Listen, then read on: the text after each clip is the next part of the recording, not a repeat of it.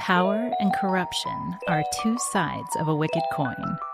Welcome to the podcast that tells stories of the world's largest, most salacious corruption scandals and explores the myriad ways corruption creeps into the hearts and minds of men and women, the consequences of corruption for perpetrators and victims, and the red flags that, had they been identified and addressed, might have changed the course of history. I'm Diana Shaw, and I'm joined today by my co-host, Tatiana Sainati. We are lawyers at the D.C.-based law firm Wiley Rein. I'm a partner in our white-collar crimes practice, and Tatiana is the co-head of our International Arbitration and Disputes Group. So, Tatiana, I want to start today's episode with a thank you, actually, to Melissa Menta, who is a law student at Michigan Law School. She very helpfully fact-checked my last episode on the FIFA scandal and let me know that João Havelange was FIFA president from 1974 to 1998, not 1988, as I mentioned on the show. So I just wanted to thank Melissa for keeping me honest and accurate, and also thank you for listening, Melissa. Thank you, Melissa. And see, this is what comes of not being sports people who do an episode on sports. So today, we are going to be talking about a story that takes us to South America. It's the story of Operation Car Wash, a massive, sprawling, multi-year investigative operation that some have described as possibly the biggest corruption scandal in history. Whoa. It started as a relatively small money laundering investigation, but it eventually reached all the way up to Brazil's political and commercial elite and uncovered the dark history of institutionalized crime in Brazil, which is a little bit of a tie back to our last episode where we talked about institutionalized crime in Ukraine. But first, any guesses as to why the operation was called Operation Car Wash? Did they launder money through car washes? It's like you've been doing this for a little while, Tatiana. Yes. As a matter of fact, they did. So, as I mentioned, the investigation didn't start off as anything particularly remarkable. In 2014, Brazilian federal investigators began a crackdown on agents known as deleros. And these are basically like small-time black market money dealers. They do foreign currency exchange, usually in somewhat smaller denominations on the black market, and primarily it's used to launder money. And so they would use small businesses like gas stations and car washes to launder criminal proceeds, hence the name Operation Car Wash. Very good. So some of our listeners may actually recall that in the show Breaking Bad, a car wash was used to launder money from Walter White's drug sales. And this is a common mechanism. Car washes tend to be used because they're largely cash-based. So what owners can do if they are criminal is to over-report how much money they make, and that allows them to commingle the ill-gotten gains with the clean money, thereby making it appear legitimate. So in any event, in the case of Operation Car Wash, the operation took a major turn when it was discovered that these deleros were actually working on behalf of an executive at Petrobras, which was Brazil's national oil company, and that they were really operating as part of a vast web of complex corruption. Oh, boy. Oh, yeah. So let me tell you how the scheme worked. Basically, Petrobras agreed to overpay on contracts, which were often worth billions of dollars, with various companies for things like office construction, drilling rigs, and refineries. And the contractors had all formed an agreement with the executives of Petrobras that ensured that these lucrative agreements would be funneled to these particular contractors in exchange for them channeling sometimes between like 1% and 5% of every deal into a slush fund. So you may be wondering, why would the executives do this? Well, the Brazilian president appoints the president of Petrobras, along with 6 of the 11 board seats of the company. The president of Petrobras is then in a position to hand out other lucrative positions within the company. So what would happen is that the Petrobras executives would use the proceeds from this slush fund that was set up by the contractors to secretly fund the political campaigns of the politicians who had pointed them to their positions. thereby locking in their power and their ability to abuse their power going forward into the future. It's a pretty clever, but pretty complex and sophisticated scheme that clearly took many years to develop. But then once it got into place, it was this self-perpetuating cycle. And this unvirtuous cycle gave rise to what later became known as institutionalized corruption in Brazil. And when we talk about the institutionalization of corruption in Brazil, there's probably no better example in this story than the construction company Odebrecht. Odebrecht was one of Brazil's largest construction companies. When the investigation broke open, investigators found that Odebrecht's corruption had become so systemic that the company had actually created a department to manage the corruption. It was called the Department of Structured Operations. Stop it. And it was the division set up to manage all of the company's bribery operations. That's how big the scale was. That is certainly institutionalized. Yeah, I'd say so. So the division actually maintained an internal ledger where they listed the names of the politicians who had been bribed, the dates of each payment, and the amounts that they had received. And I love this. The code word that they used for the bribes, or that was often used, was the word dumplings. So they actually got people on wires talking about making a dumpling or preparing dumplings. Like, Tatiana, I'm preparing the dumplings for delivery. Wow. Yeah. So investigators also found a PowerPoint presentation that apparently was circulated among Odebrecht's executives.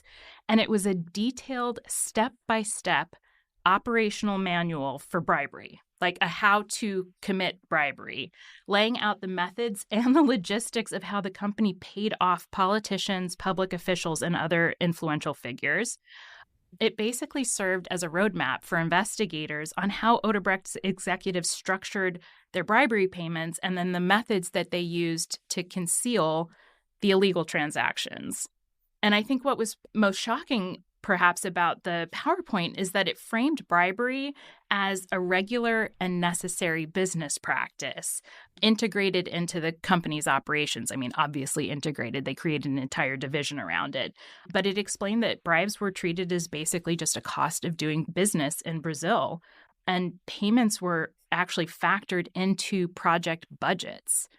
I mean, so that's like institutionalization on a level that I don't think we typically see when we talk about bribery and corruption in other contexts. You know, it's fascinating because for a lot of reasons, but one thing that's striking me is, on the one hand, Odebrecht is treating this like it is just part of the business and totally legitimate in that sense. On the other hand, there's clearly an acknowledgement that this is illegitimate and wrong because they're using code words and maintaining a whole second set of books. So there's an interesting, disconnect there. Yeah. That people, a lot of people presumably, are having to get comfortable with. Like, it's legitimate, but it's also subversive. I just stopped to think about how brazen you have to be to institutionalize graft into your business operations in this way that you're actually training new executives with a PowerPoint.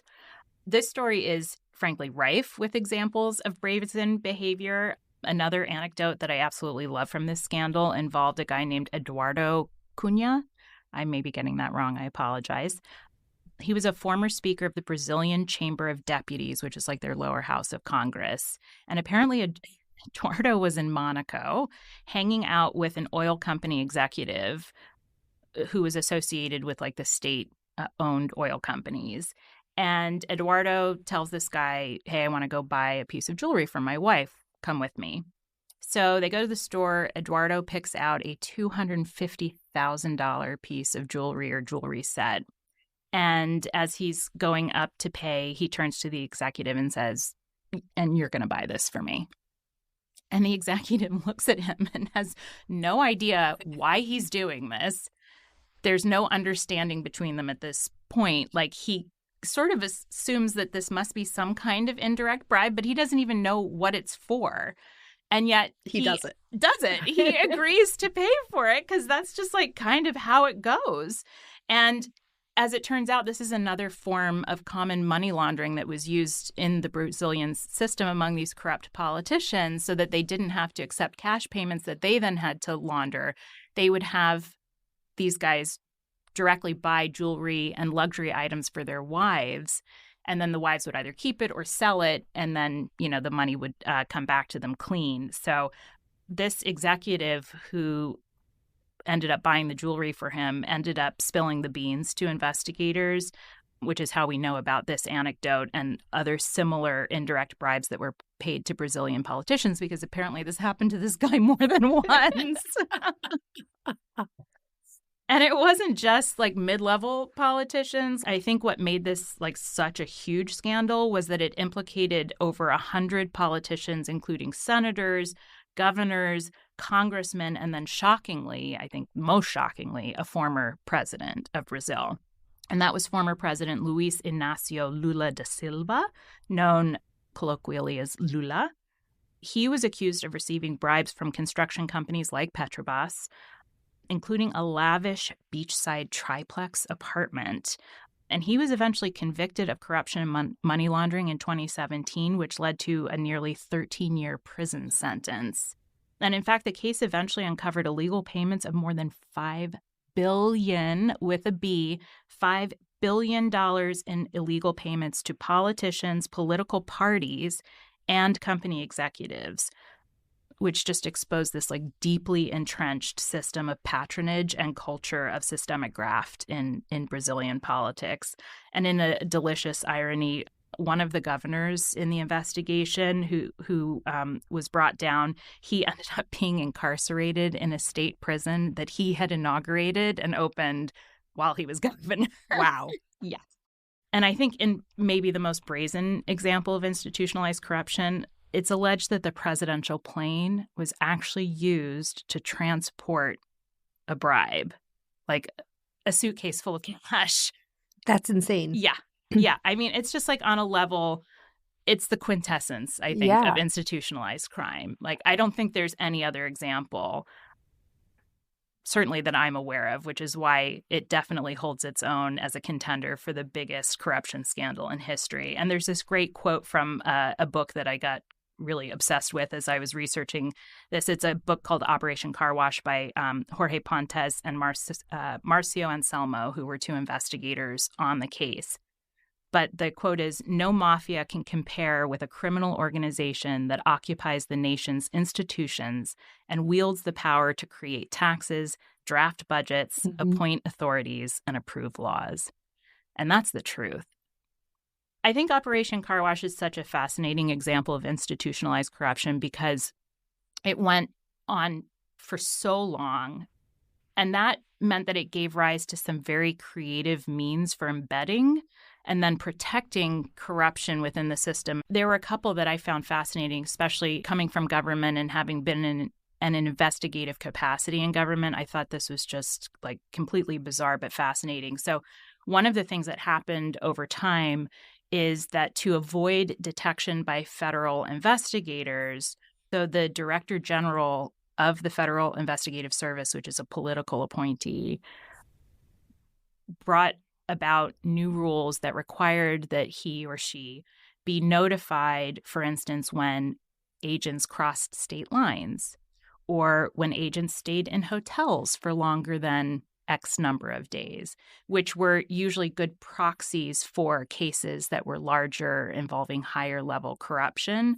And so it was a way to ensure that the Director General had eyes on the bigger cases that were being worked so that they could, potentially run interference. And so, I mean, it became even, baked into the services that were supposed to be investigating and bringing accountability for these crimes. In another area of government, so federal audit services, the audit court was stacked with appointees who were appointed by the president, and they were bribed to overlook the government contract padding because this couldn't work if, some portion of the government isn't corrupt. Eventually, someone was going to figure this out. So all of it really had to be working. And I thought these statistics were fascinating. So when the court was eventually cleaned out, I can't remember what time frame it was, maybe in the 2018 time frame, and a group of career auditors were brought in to actually do the work. Of the 91 municipalities that submitted their accounts for review, this group of career auditors rejected 51 out of 91 for irregularities. In the 3 prior years when these political appointees had been doing it, 1 had been rejected in 1 year, 3 had been rejected in 1 year, and 8 had been rejected in 1 year. Oh, my God. Maybe we can talk a little bit about where things stand. Yes. So Odebrecht, the construction company, pled guilty in 2017 with executives admitting to paying bribes totaling hundreds of millions of dollars over more than a decade. The company reached a New York settlement to pay $2.6 billion in fines, which was the largest fine ever imposed at the time for an organization for corruption. Several key individuals in the company, including the president, were convicted and served jail time for bribing the political elite. Many of the executives actually entered into plea deals, which was a new concept in Brazil, sort of around this time. It didn't used to be the case that that prosecutors could use plea deals to get evidence. And so they talked about how uncomfortable these guys were in prison. And one great example, one of the guys who spent a little time in prison actually had never had to shave himself. So he did not know how to shave when he went to prison. And so you can imagine why some of these guys rushed to enter into a plea deal. Yes. They were not cut out for these conditions.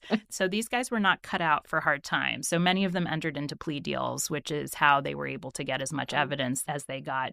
Our guy from the Monaco jewelry story, his involvement and his demand for the jewelry ultimately led to his arrest in 2016. He was charged with corruption, money laundering, and other crimes. And he was convicted and sentenced to 15 years for his role. President Lula. So in March of 2021, I think I mentioned he'd gotten a 13-year prison sentence. But Brazil's Supreme Court, on a 3-2 ruling, ruled that he was not treated impartially and that the investigation and his conviction was politically motivated, and they overturned his conviction. So he was let out, which made him eligible for re-election. And despite having spent 1.5 years in jail, he was re-elected to office in early January 2023. Well, there's no rule, I guess, that a felon can't be president. Apparently not.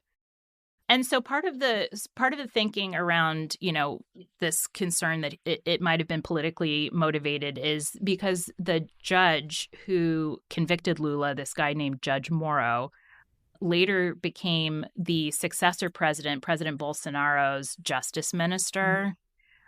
And Bolsonaro was of a different political party. And Moro's messages were hacked at one point, and it was found that Moro and prosecutors had been coordinating their strategies.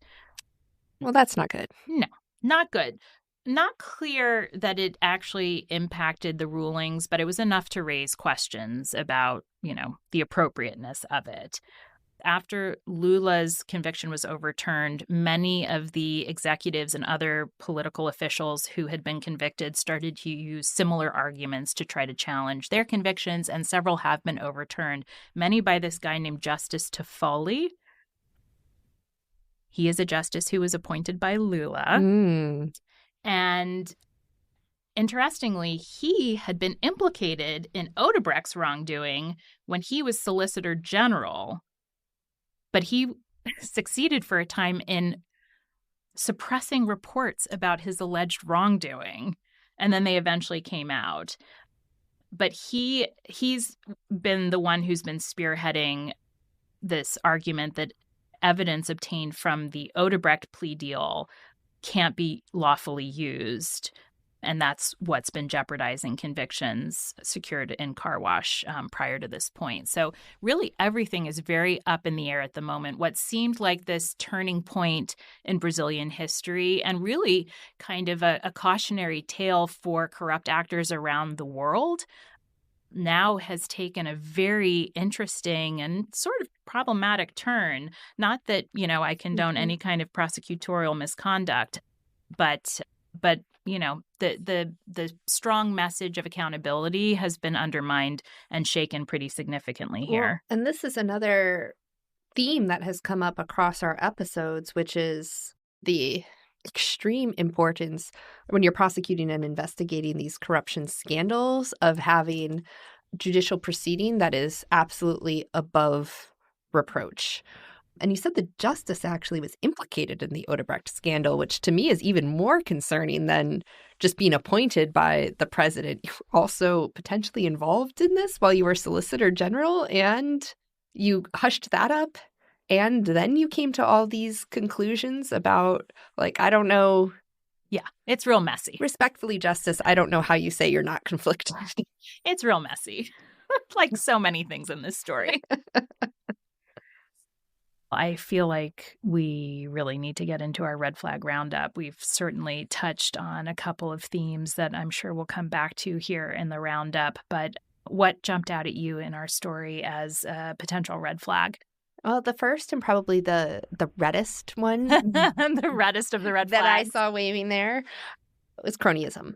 Mm-hmm. And where it first popped up for me is when you were talking about how the president of Petrobras was appointed by the president of Brazil and then has the opportunity to make additional appointments. And then it's the desire to retain those lucrative positions that prompted, at least at the outset, this obviously kind of took on a life of its own, but at the outset prompted this idea of, well, we have to continue contributing to the campaigns and ensuring the political victories of the people who got us here because we want to stay in these positions of power. And so you have to wonder, when we talk about how could the world have gone differently, you have to wonder if these weren't political appointments or if they were term limited. And there was just no possibility of going beyond a 2-year stint or something like that. Would things have been different? Yeah, I think, when I think about that issue, and that definitely jumped out at me too, I think there are a couple different ways to come at it. I think one of the things we see here is that this system had a lot of political appointments throughout government, which then were abused by many of the people in those positions to maintain power. And so getting the right calibration between political appointments and career appointments, like the example of the audit service, where when the career auditors came in and did the work, it was a very different outcome. I think having a strong career service in government is really important. It sounds like they didn't quite have that calibration right here. So there were a lot of really lucrative political appointments, and in lots of places just screaming out for, potential abuse. I think the other thing that we see here is when we talk about this cycle, you're exactly right. I think once people found themselves in these executive positions and they realized that to keep them, they needed to continue to feed the political machine that put them in power. It makes me think about having stronger campaign finance rules. I don't know, I should say right at the outset, I don't know a lot about Brazil's campaign finance laws. Maybe they are very robust and they were just, thrown out the window by these bad actors. But it just goes to show that having, transparency in campaign finance is really important, because part of the reason why this was allowed to go on for as long as it did is because these executives were able to continue to use these slush funds to fund political campaigns and keep the same people in power for a really long period of time. And it was very difficult to unseat them after that point. Another one that popped out at me is the importance of independence, both prosecutorial and judicial independence, as a counterbalance to corruption. And so when you were talking about some of the rules that were changed for the investigators and the prosecutors to make it, I guess, more difficult to prosecute and investigate the corruption, and also easier for the top officials at the Attorney General's office to have visibility into what was going on and manipulate potentially those investigations and redirect them as necessary. And then the judicial independence piece being, as we discussed with the judge and the justice and their connections to various sides, I guess the two different political sides, and how that had serious ramifications, not necessarily just for the outcomes, but also for the legitimacy or the perceived legitimacy of the investigations, the prosecutions, the sentencings. So I think independence by the prosecutorial, investigative, judicial branches is so critical to ensuring that those prosecutors and investigators can do their work faithfully, can really look into what's happening and root it out, and that there's an awareness by potential corrupt actors that they might be found out, but they won't be able to circumvent the prosecutors or the judiciary, because those are independent functionaries who are going to take those jobs seriously. Yeah, and I think like on the investigation front, it's super interesting the way that it was previously structured and then the way that it changed. Like having been part of an organization that did investigations, you want there to be a certain amount of distance between the folks who are working the cases and the folks who are in the higher up positions, you know, in a more political position, who are frankly more likely to be, if not influenced by political pressure, the target of political pressure. And so these safeguards exist to create some space so that the people who are more likely to be in the line of fire for political pressure aren't actually in a position to influence what's happening on the ground. And the investigators have the freedom to work cases and call balls and strikes the way they see them. And I think that's really important. And that's what we saw break down here when they started to undermine that with these like notification rules. And one of the things that I found fascinating about Operation Car Wash and what was happening in Brazil is one of the ways that the people in power were able to maintain power beyond just, you know, these ways to undermine the independence of the investigators or the judiciary was also about how they directed resources. So one of the things that they did, and it sounds like it happened every time the heat got a little too close to the epicenter and got a little too high up, is there would be a call for a redirection of attention and resources to the war on drugs. And it sounds like really a way to divert attention away from a lot of this high-level corruption and get it focused on really street crime. And they would tie up federal investigators in, you know, chasing down folks for, you know, trafficking in really small amounts so that, frankly, they couldn't be working these big cases that take a ton of resources and usually take years. And so this was a way that they were able to continue to safeguard themselves. And you can do that when you're in the position of holding the purse strings and setting national priorities. And it sounds like they did it incredibly effectively in Brazil. And it's, you know, something I think we see in other countries as well. And you sort of have to wonder what's behind it when you see that sort of push in one specific direction. In every single episode, Diana, we've raised this particular red flag, which is tone at the top. And we definitely see it here, too, I think, across both the scandal itself, but also in the fallout from the scandal. Or I'm not sure if fallout is quite the right word, but we've had the investigations, the convictions, and now those are potentially being overturned. Some of them actually overturned. And that's all kind of coming from a top level, it seems, in the Brazilian government. What's the way, at least in a democracy, what's the way to fix the problem at the top? It's to vote them out. I think that's right. I think you can vote them out if it's apparent. In this case, it was apparent, which is not often true.